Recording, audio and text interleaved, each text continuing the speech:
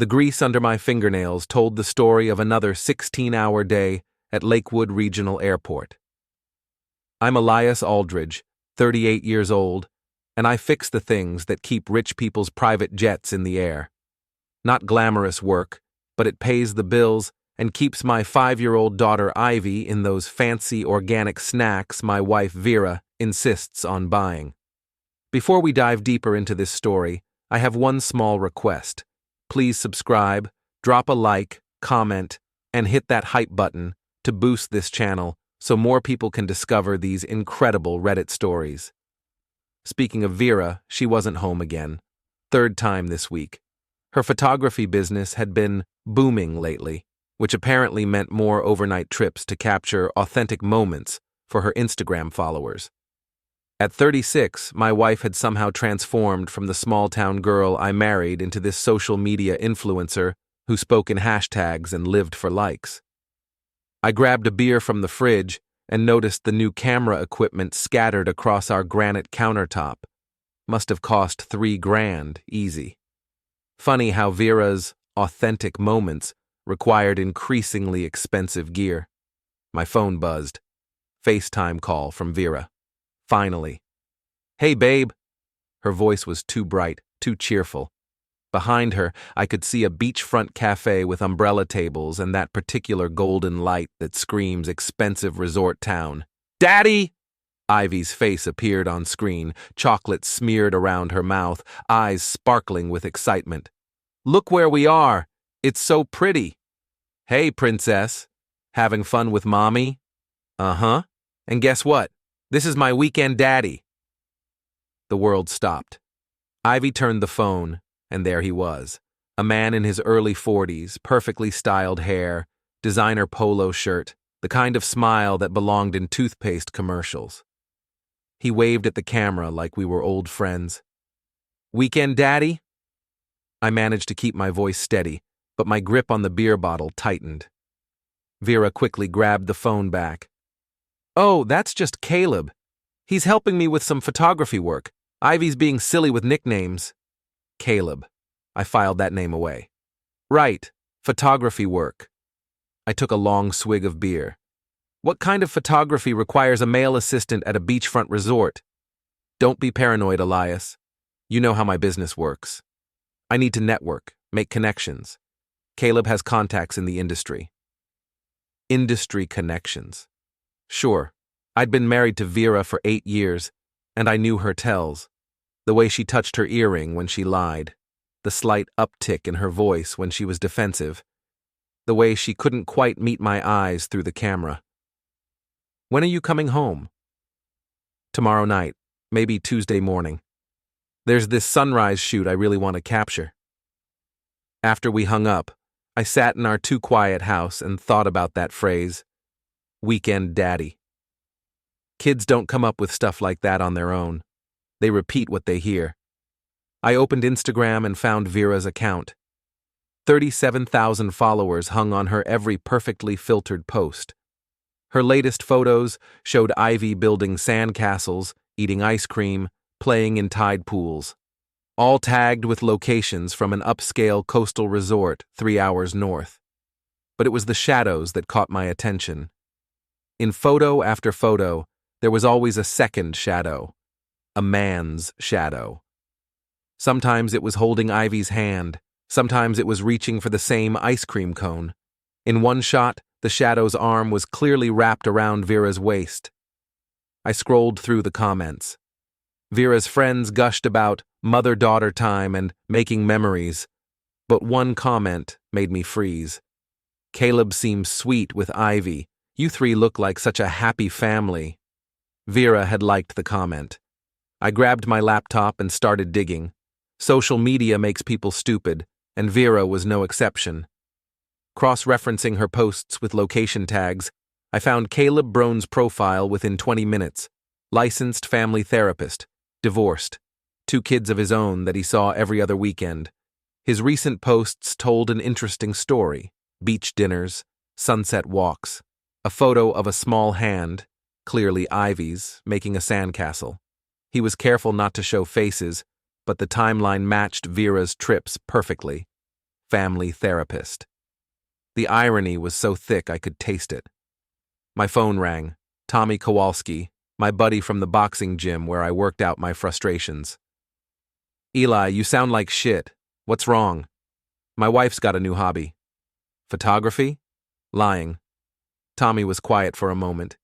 He'd been through his own divorce 3 years ago. You sure?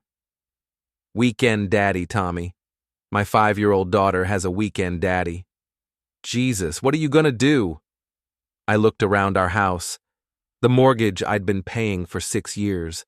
The family photos where we all looked happy. Ivy's toys scattered across the living room floor. I'm gonna be smart about it. The next morning, I called in sick to work for the first time in 2 years.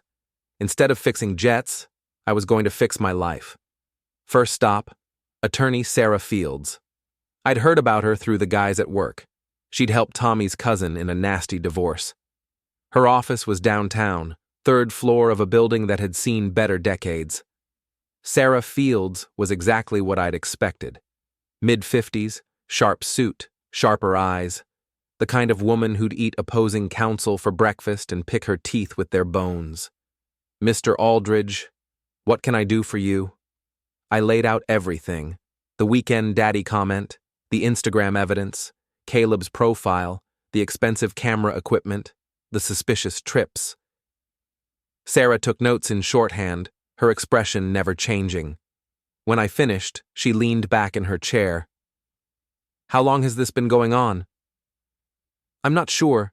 Maybe 3 months? That's when the overnight trips started getting frequent. Joint bank accounts? Yeah. She using marital funds for these trips?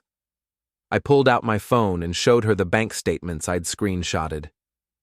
$1,500 last weekend, $2,000 the weekend before, all coded as business expenses for tax purposes. Sarah smiled, and it wasn't a nice smile. Using marital assets to fund an extramarital affair while claiming tax deductions. I like your wife already. What do I need to prove it? More than shadows and coincidences. You need concrete evidence of the relationship. Photos, communications, witnesses. Can you get access to her phone? She's password protected now.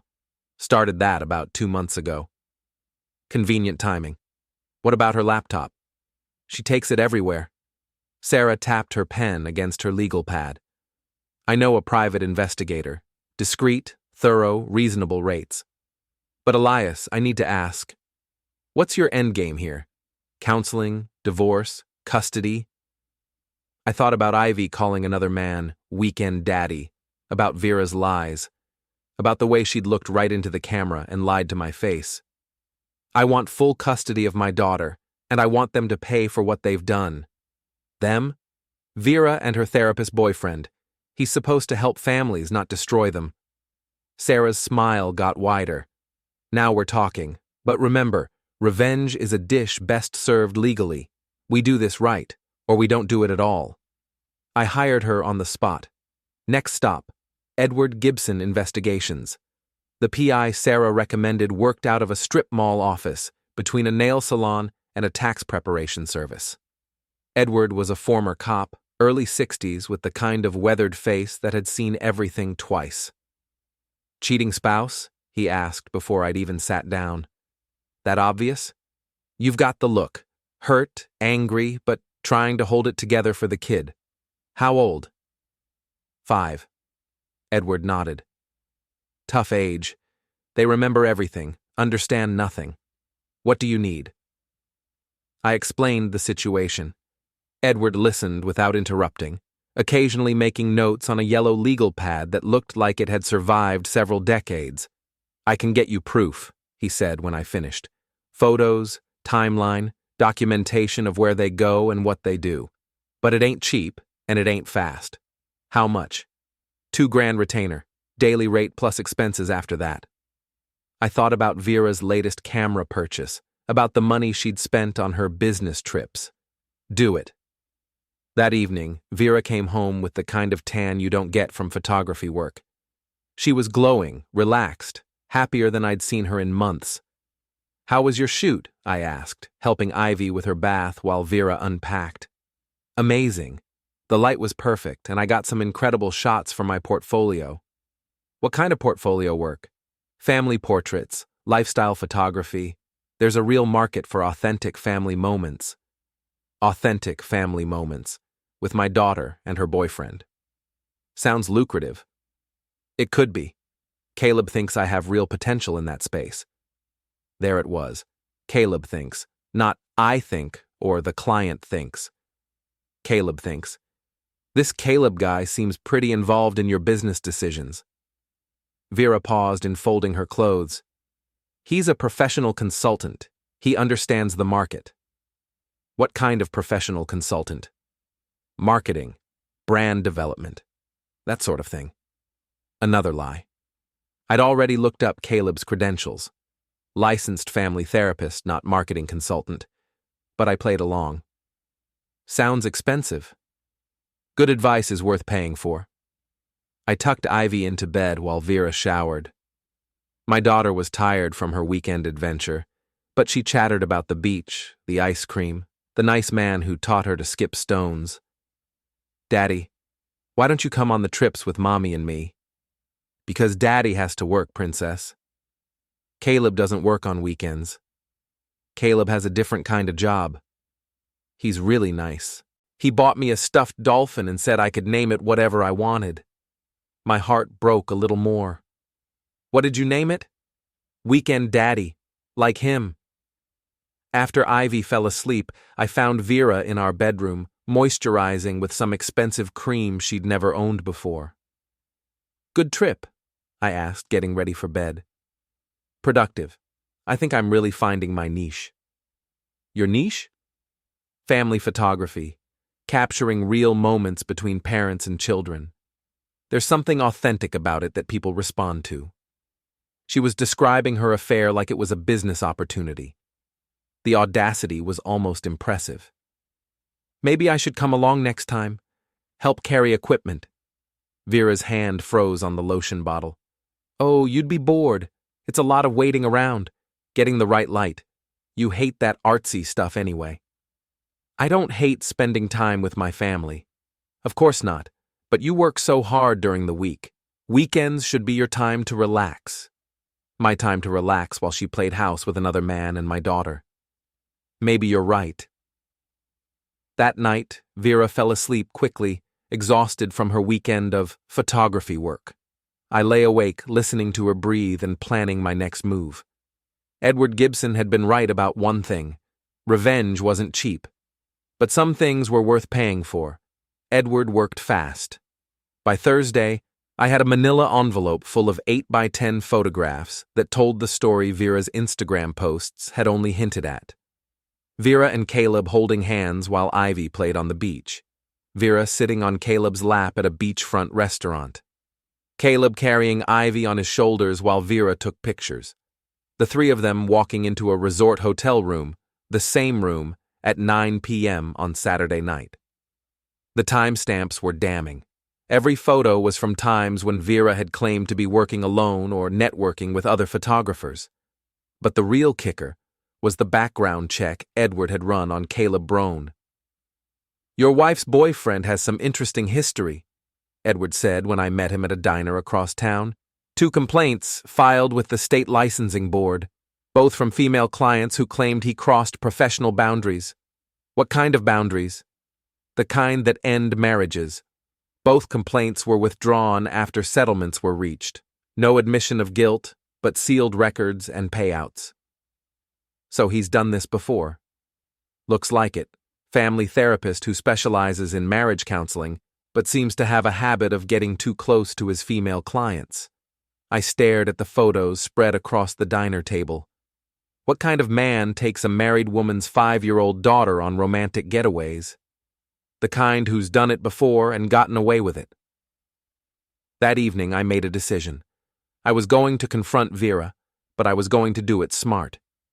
I waited until after dinner, after Ivy was in bed, after Vera had settled in with her laptop to edit her latest batch of portfolio work. Hey, can we talk? Vera looked up from her screen. Sure, what's up? I sat down across from her and placed one photo on the coffee table. Just one. Vera and Caleb holding hands while Ivy built a sandcastle in the background. The color drained from Vera's face. Where did you get this? Does it matter? Elias, I can explain. Explain what? That you've been taking our daughter on romantic getaways with your boyfriend? That you've been using our money to fund your affair? That you've been lying to my face for months? Vera's hands were shaking. It's not what it looks like. Really? What does it look like, Vera? Because from where I'm sitting, it looks like my wife is having an affair with a family therapist who has a history of sleeping with his clients. You had me investigated? I had us investigated. Turns out there's a lot I didn't know about my own family. Vera closed her laptop and leaned forward. Elias, please, let me explain. Caleb and we connected on a professional level first. He was helping me work through some issues with my career, my identity as a mother and an artist. He was your therapist? Informally. We met at a coffee shop, started talking about my work, about feeling trapped in domestic life. He understood me in a way that I don't? Vera was crying now, but I felt nothing. No sympathy, no urge to comfort her, just cold, calculating anger. It wasn't supposed to happen like this. We tried to keep it professional, but there was this connection, this understanding that included taking my daughter on your romantic getaways. Ivy loves him. He's great with kids, and she was already coming on my work trips anyway. Work trips? Vera, you've been playing house with another man using my money and my daughter as props for your fantasy life. That's not fair. Fair? I stood up and started pacing. You want to talk about fair? Fair is not having to hear my 5-year-old daughter call another man weekend daddy. Fair is not being the last person to know that my wife is having an affair.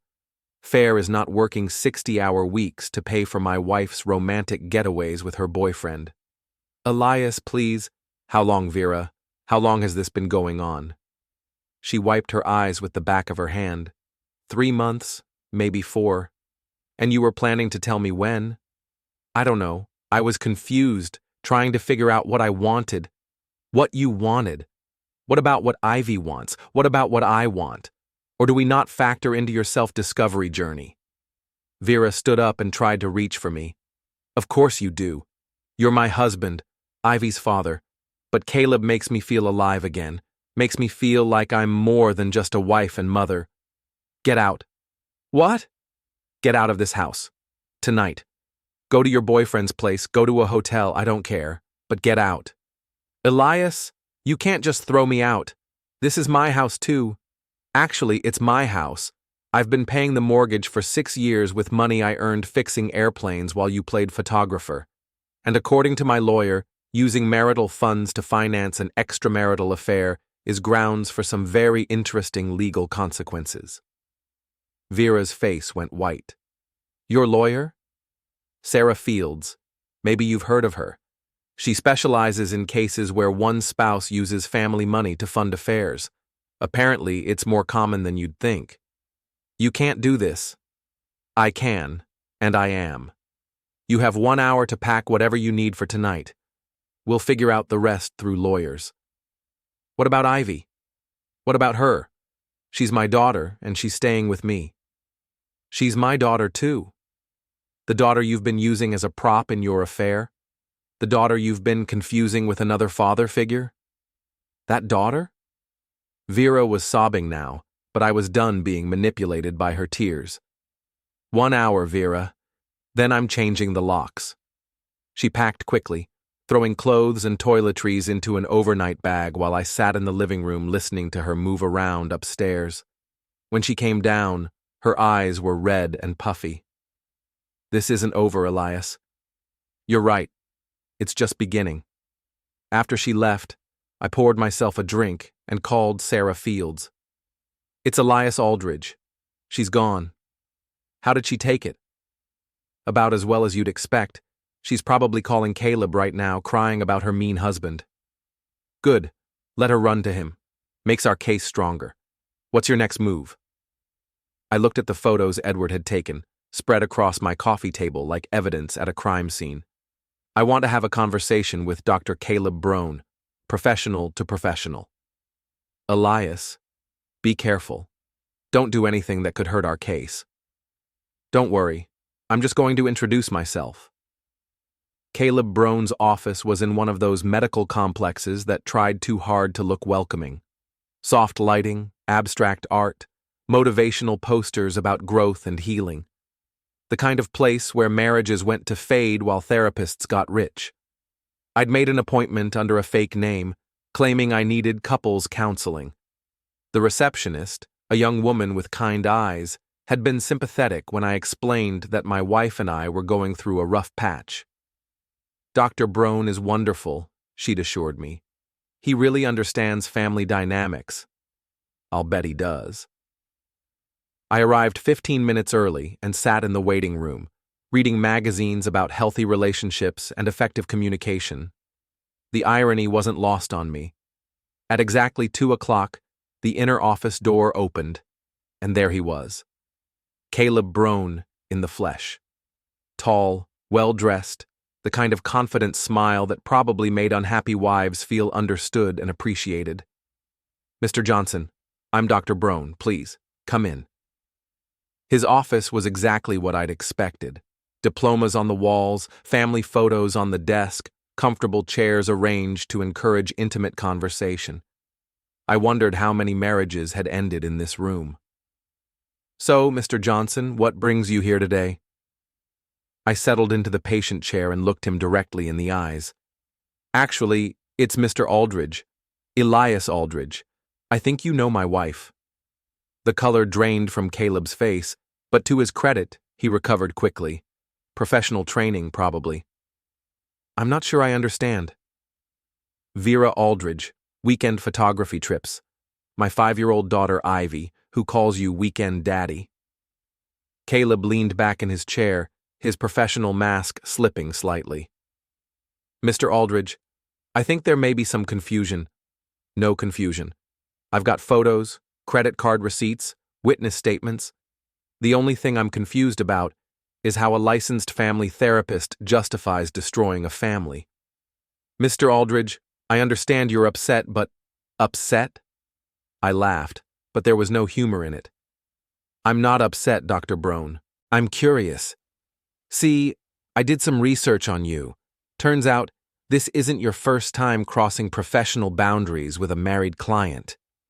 Caleb's jaw tightened. I don't know what you think you know. I know about the complaints filed with the state licensing board. I know about the sealed settlements. I know you have a pattern of targeting vulnerable married women and manipulating them into affairs. That's not what happened with Vera. No? So you're admitting there is something happening with Vera? Caleb realized his mistake immediately. Mr. Aldridge, I think you should leave. Actually, I think we should talk. Professional to professional. You see, I work with my hands. I fix things that are broken. And when something can't be fixed, I make sure it never breaks anything else. Are you threatening me? I'm explaining my professional philosophy. When a component is faulty, when it's caused system failures, when it's put people at risk, you don't just remove it.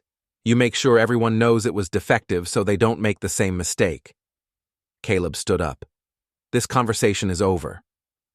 Sit down, doctor. Something in my voice made him pause. Maybe it was the calm certainty, the complete lack of emotion. He sat. Here's what's going to happen. You're going to end whatever relationship you have with my wife. You're going to stay away from my daughter. And you're going to find a new line of work. You can't. I can, and I will. See, I've been thinking about your business model. You counsel families, gain their trust, identify the vulnerabilities, then exploit them for personal gain. It's actually quite clever. That's not what I do, isn't it? Let me tell you what I think happened. Vera came to you, probably feeling overwhelmed by motherhood, maybe questioning her identity, her marriage. You saw an opportunity. Young, attractive woman, unhappy marriage, disposable income, so you started the process. Caleb was sweating now, despite the air conditioning. First, you validated her feelings, made her feel understood, appreciated. Then you started suggesting that her problems weren't her fault. they were her husband's fault.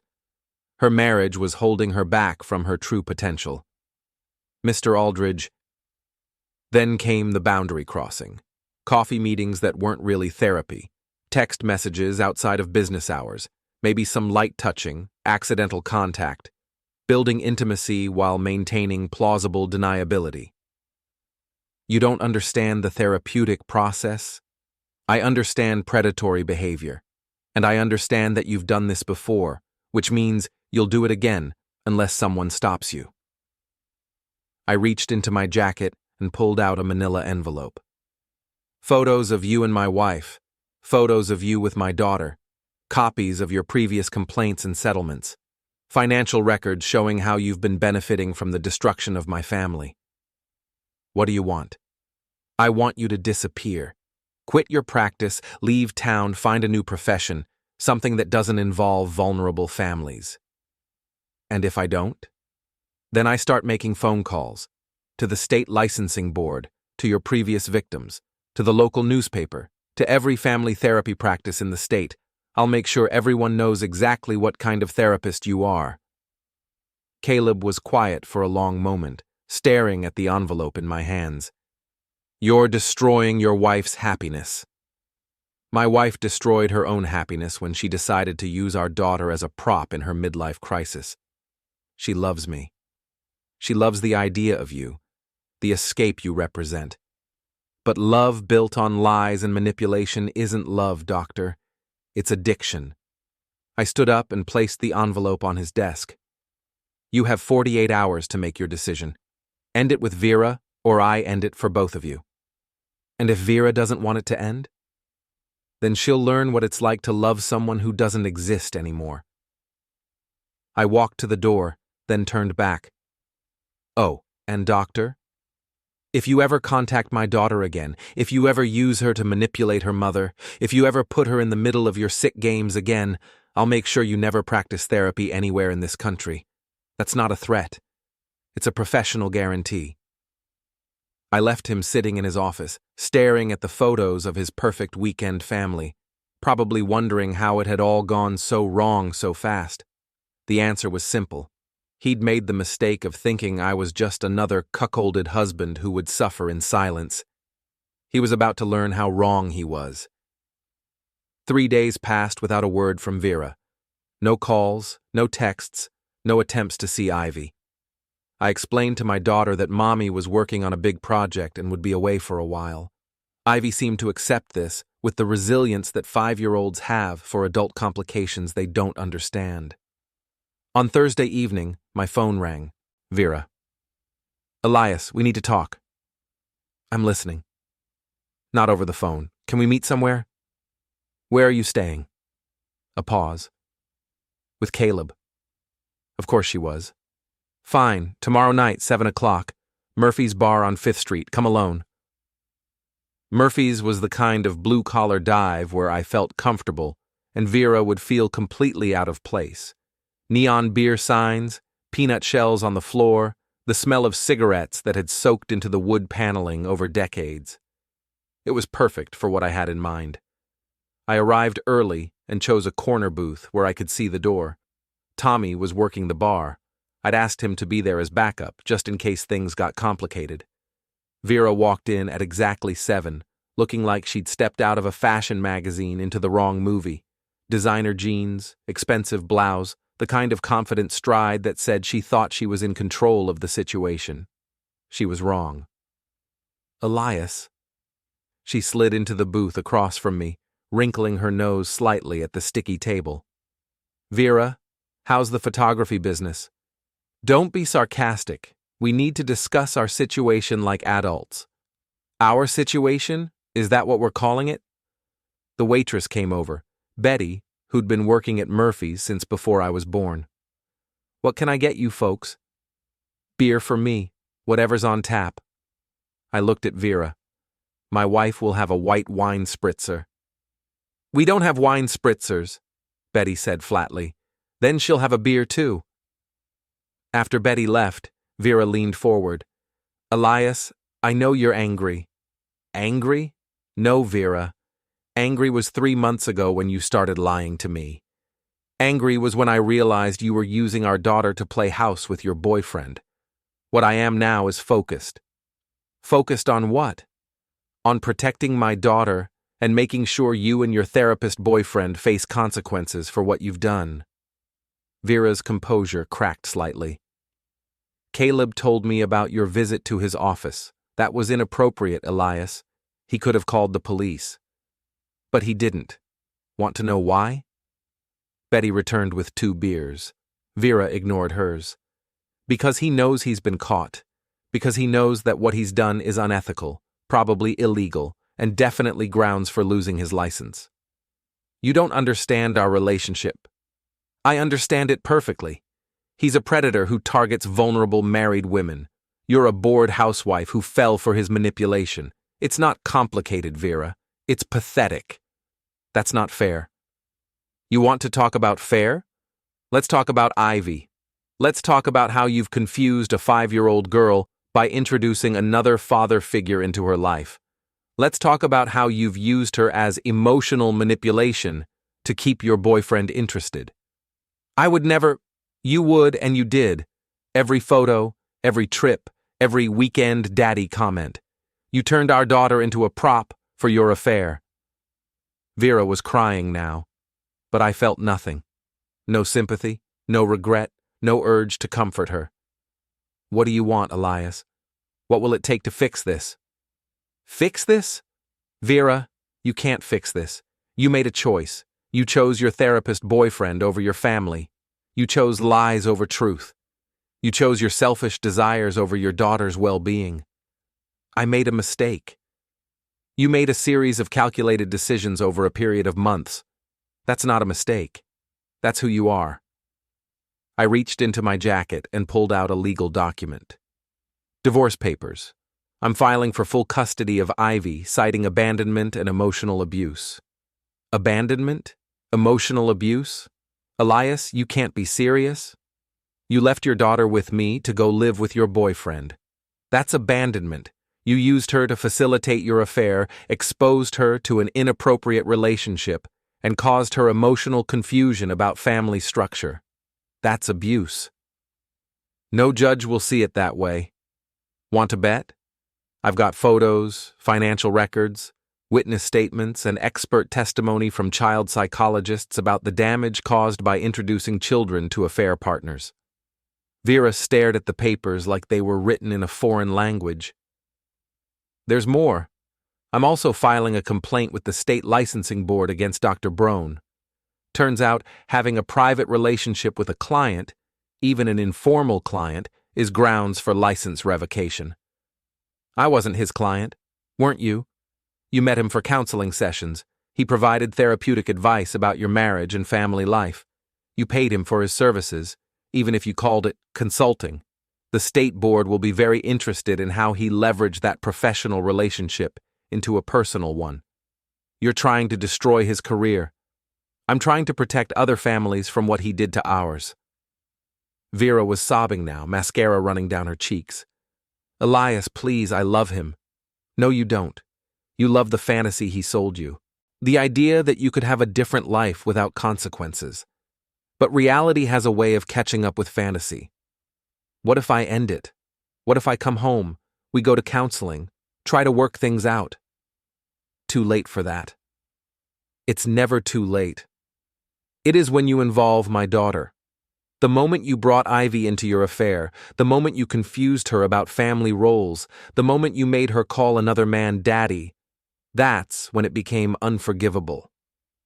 I stood up and threw a 20 on the table. The papers are filed. You'll be served officially tomorrow. You have 30 days to respond. Elias, wait. One more thing. If you or Caleb try to contact Ivy, if you try to see her without court supervision, if you try to involve her in your drama in any way, I'll make sure you never see her again. You can't keep me from my daughter. Watch me. I walked out of Murphy's, leaving Vera crying in a booth that smelled like stale beer and broken dreams. Tommy caught up with me in the parking lot. That was cold, man. Even for you. She used my daughter to hurt me, Tommy. There's no coming back from that. What happens now? Now we see how much they really love each other when the fantasy becomes reality. 2 weeks later, I was in Sarah Field's office reviewing the response to our divorce filing. Vera had hired her own attorney, an expensive downtown lawyer who specialized in protecting cheating spouses from the consequences of their actions. "They're claiming irreconcilable differences," Sarah said, flipping through the paperwork. "No admission of adultery, no acknowledgement of the affair. They want joint custody and spousal support." "Spousal support? She wants me to pay her to live with her boyfriend?" "It's a standard move. They're hoping you'll settle to avoid a messy trial." "What about the licensing board complaint?" Sarah smiled her predatory smile. "That's where things get interesting. Dr. Brown has agreed to surrender his license voluntarily rather than face a formal hearing." "He's quitting?" "Effective immediately. Apparently, he's decided to pursue a new career in real estate. Real estate, from destroying families to selling houses. There was a certain poetic justice to it." "And Vera?" "Her lawyer wants to negotiate. They know the evidence is damaging, especially the financial records showing misuse of marital funds." "I don't want to negotiate." "Elias, I understand your anger, but this isn't about anger anymore, Sarah. It's about consequences. Vera made choices, and now she gets to live with them." My phone buzzed. Text message from an unknown number. "We need to talk. Meet me at Riverside Park, by the playground. Come alone. Caleb." I showed the message to Sarah. "Don't go," she said immediately. "It could be a trap. Or it could be surrender." "Elias, I'll be careful." Riverside Park was where I used to take Ivy to play on weekends. The irony of meeting Vera's boyfriend at my daughter's favorite playground wasn't lost on me. Caleb was sitting on a bench, looking like he'd aged 10 years in 2 weeks. His perfect hair was disheveled, his clothes wrinkled.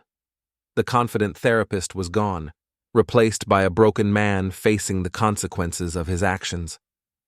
"Elias, thanks for coming." I sat down on the opposite end of the bench, maintaining distance. "You said we needed to talk. I want this to end." "It is ending. You're losing your license, your career, your reputation. Seems pretty ended to me. I mean, between you and Vera, the custody fight, the divorce proceedings, it's destroying her. She destroyed herself. Look, I know you hate me. I don't hate you, Caleb. Hate implies emotion, investment. You're just a problem I'm solving." Caleb flinched. "I never meant for it to go this far." "What did you mean? What was the plan? Steal my wife? Confuse my daughter? Then what? Live happily ever after?" "It wasn't like that." "Then what was it like?" Caleb was quiet for a long moment, staring at the empty playground. "Vera was unhappy. Lost. She came to me for help. And I fell for her." "You fell for a married woman with a 5-year-old daughter?" "Yes." "And you thought the best way to handle that was to encourage her to have an affair while involving her child in your relationship?" I thought if she could see what life could be like, she'd have the courage to leave her marriage." "So you used my daughter as bait?" That's exactly what you did. You made Ivy part of your fantasy family to make Vera feel like leaving me was the right choice. Caleb's shoulders sagged. "You're right. I'm sorry. Sorry doesn't fix what you've done to my daughter. What do you want from me?" "I want you to disappear. Leave town, start over somewhere else, stay away from my family." "And if I do that, you'll drop the custody fight?" "No." Caleb looked up, surprised. "The custody fight isn't about you anymore. It's about protecting Ivy from a mother who would use her as a pawn in an affair. That doesn't change whether you're here or not. Vera loves Ivy. Vera loves the idea of being a mother when it's convenient. But when she had to choose between her daughter's emotional well-being and her own selfish desires, she chose herself. She's devastated by this whole situation. Good. Maybe devastation will teach her something that happiness never did. I stood up to leave. Elias, wait. What if Vera and I got married? Made it legitimate? Would that change anything? I turned back to look at him. You want to marry a woman who cheated on her husband and abandoned her daughter for you? She didn't abandon. She's been living with you for 3 weeks. She's seen Ivy twice, both times supervised visits arranged by lawyers. If that's not abandonment, what is? Caleb had no answer. Here's some free advice, doctor. Women who cheat with you will cheat on you. And when Vera gets bored with playing house, when the reality of your relationship doesn't match the fantasy, she'll find someone new to make her feel alive. You don't know her like I do. I know her better than you do. I lived with her for 8 years. I saw her when she was sick, when she was tired, when she was stressed about money or worried about Ivy. I saw the real Vera, not the Instagram version you fell in love with. I started walking away, then stopped. One more thing. If you're smart, you'll end this now, before she destroys your life the way she destroyed mine. 3 months later, I was awarded full custody of Ivy. Vera got supervised visitation every other weekend, pending completion of family counseling and parenting classes. Caleb had moved to Arizona, where he was selling timeshares and trying to forget that he'd ever been a family therapist. Vera was living in a studio apartment downtown, working as a photographer for a local newspaper, trying to rebuild her life and her relationship with our daughter. I was raising Ivy alone, and we were both happier than we'd been in months. Sometimes, late at night, I wondered if I'd been too harsh, if I should have tried harder to save my marriage, to forgive Vera's mistakes, to put my family back together. Then I'd remember Ivy calling another man weekend daddy, and I'd know I'd made the right choice. Some things can't be fixed. Sometimes the best you can do is make sure they don't break anything else.